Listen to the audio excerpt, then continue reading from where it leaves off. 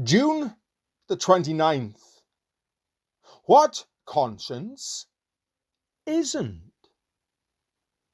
By rejecting conscience, certain persons have made shipwreck of their faith. 1 Timothy chapter 1 verse 19. Freud gives a name of conscience to the various neurotic and psychotic phenomena of obsessive restriction, compulsion, and guilt. His model of man pictures the psyche as a troubled home, where the ego on the ground floor, the self-conscious self with doors and windows open to the world, comes under pressure, both from the id, aggressive energy rushing up from the cellars of the unconsciousness, and from the superego, an unnerving voice of command from upstairs, whereby repressed prohibitions and menaces from parents and society are introjected into conscious life in portentous disguise and with disruptive effect.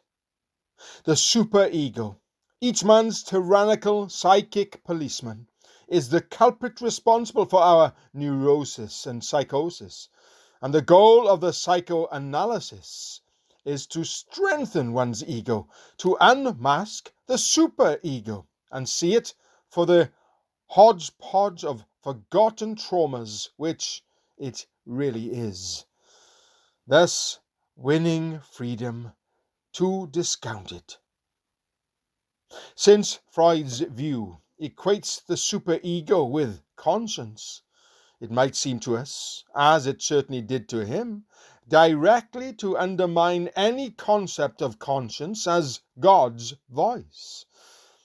But in fact, what Freud talks about is what Christian pastors have learned to recognize as the false conscience, a more or less irrational scrupulosity which shows the mind to be not so much godly as sick.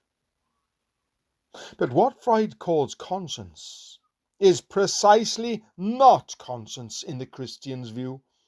For the Christian, conscience is practical, moral reason, consciously exercised, growing in insight and sureness of guidance through instruction and use, and bringing inner integration, health, and peace to those who obey it. Freud doesn't deal with this at all. What are the differences between false conscience and true conscience? Lord, I need your help to reject false conscience and hear only more and more clearly your voice in my inner being.